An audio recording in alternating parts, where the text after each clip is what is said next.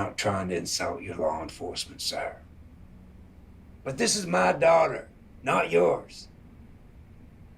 You telling me if it was your child missing, you could sit there and be calm and relax and hope that someone else might take care of it? It's obvious these guys are trouble. Trust us.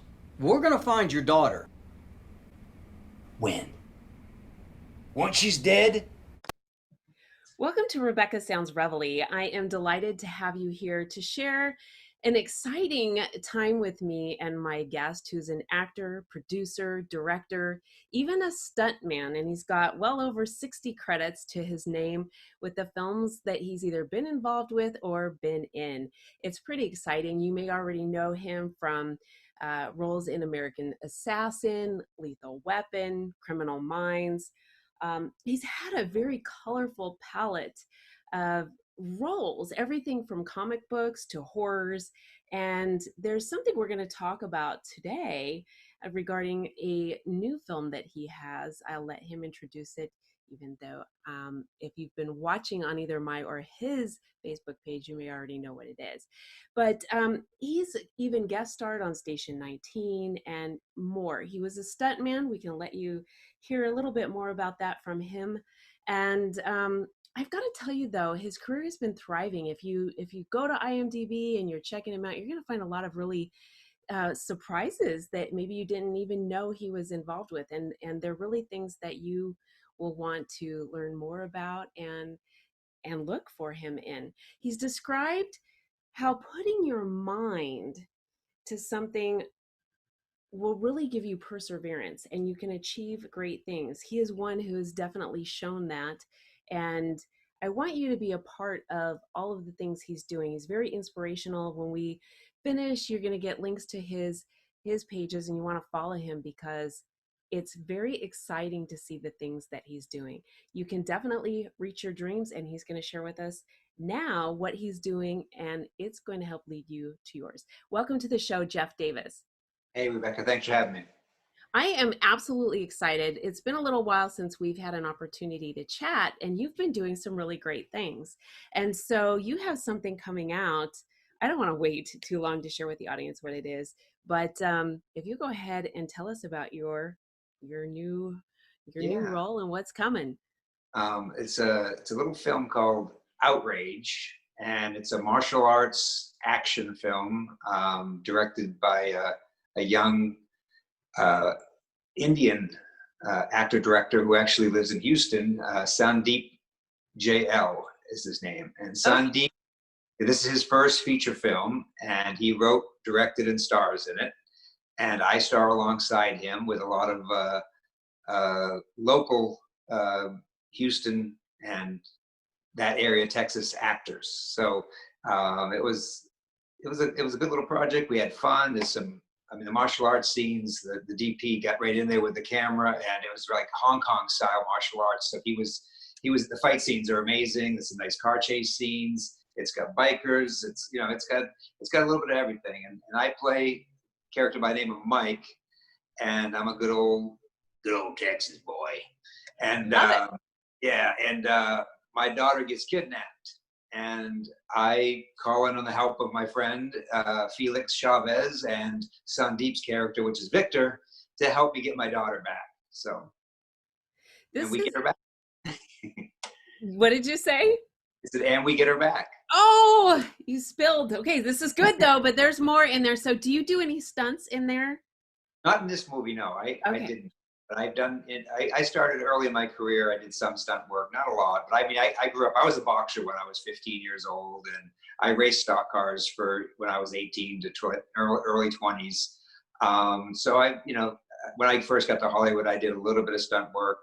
I did some doubling. I did some on Waterworld for Kevin Costner, for Peter Green in a movie called Rich Man's Wife with Halle Berry. Yes, I was just going to say that. Mm-hmm. Yeah. But mostly, I actually, when I was working on Waterworld, I was talking to his stunt double, and his name is shoot, now I'm drawing a blank. But anyway, he told me, he said, Jeff, you got to make a choice. You want to be an actor, you want to be a stuntman. He said early on in his career, he was actually in The Cowboys with John Wayne. He was a 15-year-old kid, whatever he was. And then he started doing stunt work, and he said I had to make a decision. He chose stunts, and I chose acting. So. Well, that's interesting because oftentimes people that are coming into, this field and this profession, they don't realize that you really need to get your niche out there and become really strong at something, and that's what's going to take you where you need to go. In any business, it helps to have a niche, I think. And stuntmen, they work as stuntmen, and actors work as, some do both. There's a lot of them that, but in order to be taken seriously as an actor, it's better to focus on it, and that's what I chose. So That makes a lot of sense. So now, in your upcoming movie Outrage, when is it scheduled for release? we're working on that right now. I'm trying to work with the director, with Sandeep, to get it into some distributors' hands. It might be released on Amazon within the next month or so. We're working on it, so I will definitely let you know and let everyone know as soon as we get a release. I am excited about what you have coming out, because this is going to be a biggie for a lot of those that were involved in the filming, and so for it to go out on Amazon Prime, I'll definitely be there and sharing that too. But tell me a little bit about working in Texas, because normally you are on the other side of you're on the West Coast doing a lot of your work. I had never been to Texas. I mean, I did a movie just before that. I did a movie called Showdown on the Brazos with a actor by the name of Bill Foster up in the San Antonio area. And I played a preacher, and that was my first trip to Texas. And I worked on that movie. I think I was there 3 or 4 days and did all my scenes. What they did is because I was flying in from LA, they put all my scenes into a 4-day period, and we shot all my stuff. And then they've been months shooting all the rest of the movie. And that one hopefully is coming out early next year as well. That's called Showdown on the Brazos. But while I was there, some of the actors that were there, Sandeep, the director of Outrage, came to meet me, and we made a deal at that point to come back about a month later, and I worked on his movie. So it was great. I loved Houston. I mean, the people there were great, dedicated talent pool there, and people just want to be involved, and it was refreshing. A little different than LA. It is a little bit different, but it's pretty hot going on here, and I don't mean just the heat as far as weather goes, but it's hot with filming and a whole host of things for the industry, the entertainment industry going on now in Texas. But I've got to tell you, Bill Foster is absolutely phenomenal, and what's really exciting about your role as preacher in Showdown on the Brazos is that on the film circuits, it just won tons of awards. Yes. Well, I think it has a script. I don't know if the film itself has yet, but I know the script has one. I'm not sure about. Yeah, I've just been seeing that come up over and over again, and I thought, wow, this is incredible.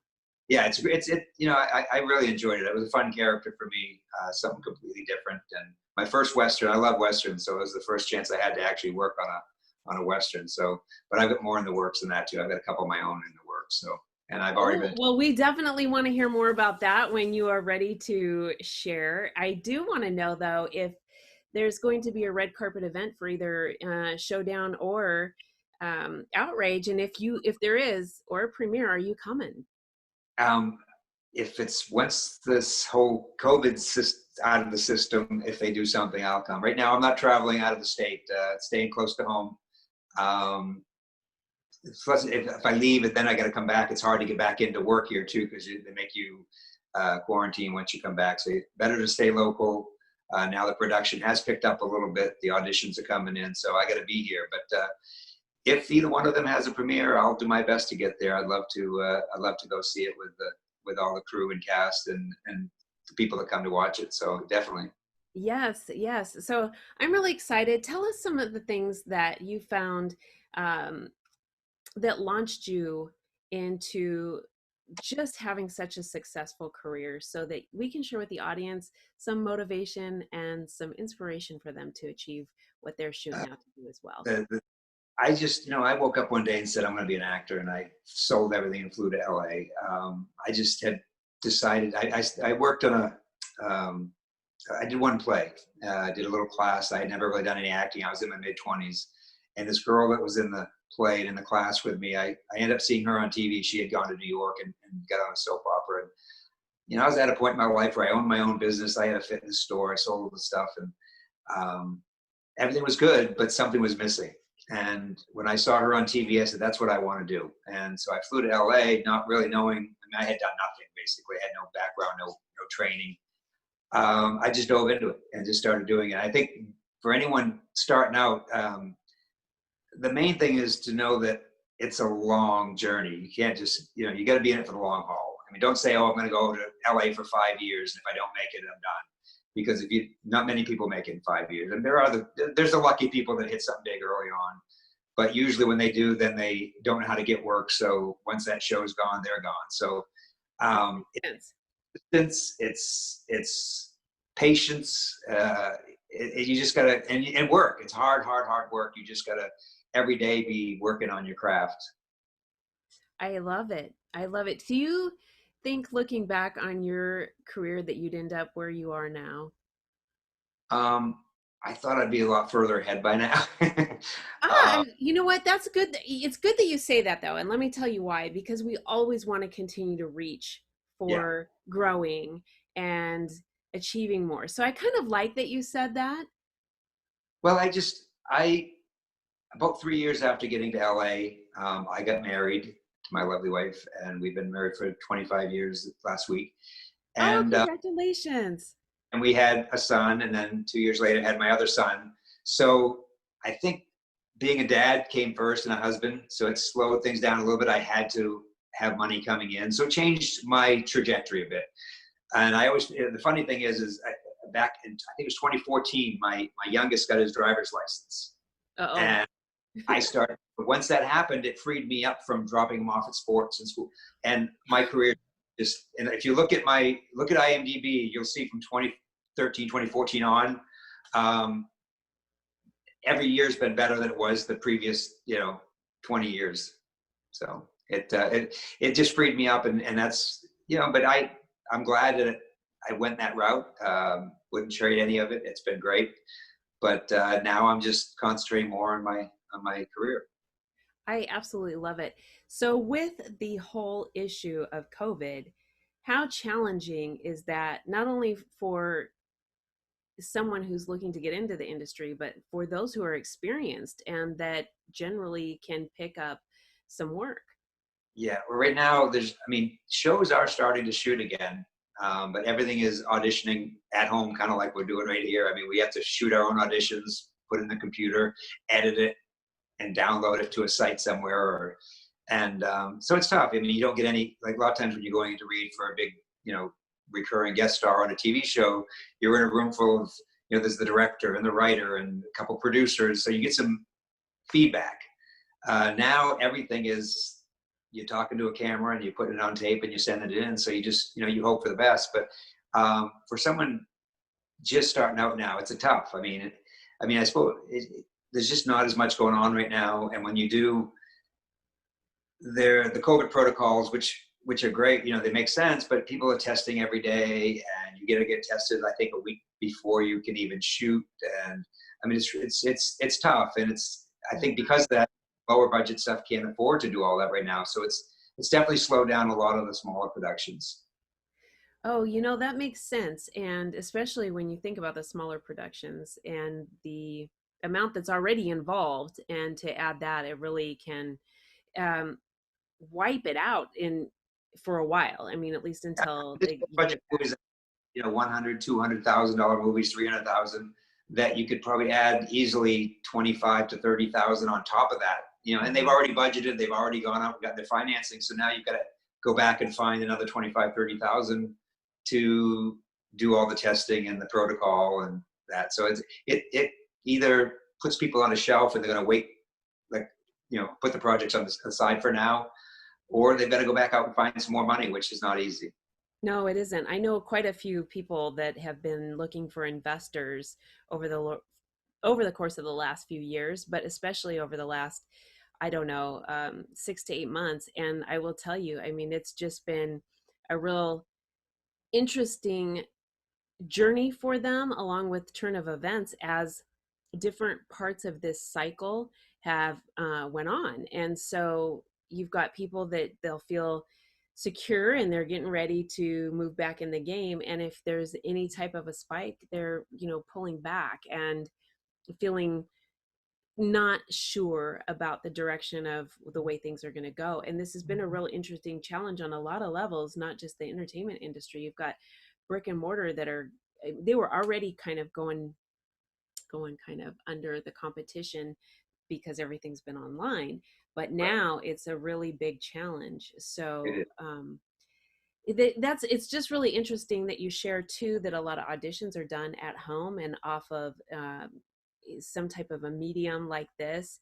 And if you're not experienced or comfortable on camera, that could be very time consuming to try and understand how it all works and what you want to project to a casting agent or someone who's reviewing things to get it there. So this is pretty interesting. How much time do you have to put into that, and do you have to change up your reel every time? No, they're giving you scenes to do. I mean, when you're auditioning for a show, a movie, or a TV show, they send you the sides, and you get it. But I mean, some of them it's like, can you get this in by tomorrow 10 a.m. So it's like you're busting. Other times you got 3 or 4 days to take your time and work on it. But the sooner you get in, the better, because you want to get it. You make sure there's no snags. But it's nothing. Your reel is completely separate. This is just, you're putting down a piece of tape, putting down a character that they've asked you to put down on tape. And then you go to the computer and you have to put together your slate, and then the scene, and this maybe another scene. Sometimes it's 2 or 3 scenes, depending on how big the part is. And, like last night, for example, I had 2 different things for Toyota that I had to put on tape. And one of them had 2 characters, so I had to do both characters. And so I did that. And then I had a TV show that I had 2 characters that they wanted to see me read for. So I did those, put them into my computer, downloaded them, edited them, got them out. And then I sat down to relax. I'm going to watch a little football, and I get another text for auditions. I set everything Awesome. and turn the computer back on and get that one out. So, I mean, it's, those are great days. Don't get me wrong. I mean, I might go 5 to 10 days without any.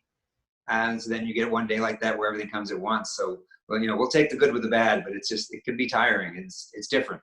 I can understand how that can be tiring. And I mean, you've got to be on the go, and then you're patiently waiting or desperately waiting or anticipating, hopeful, just so many different emotions go through that. And so you get this little roller coaster going. But I've got to ask you too, I mean, you've had over 60 credits. And so with everything that you've done, and you don't have to share this, but I'm wondering, what would be the favorite typecast of a role that you get?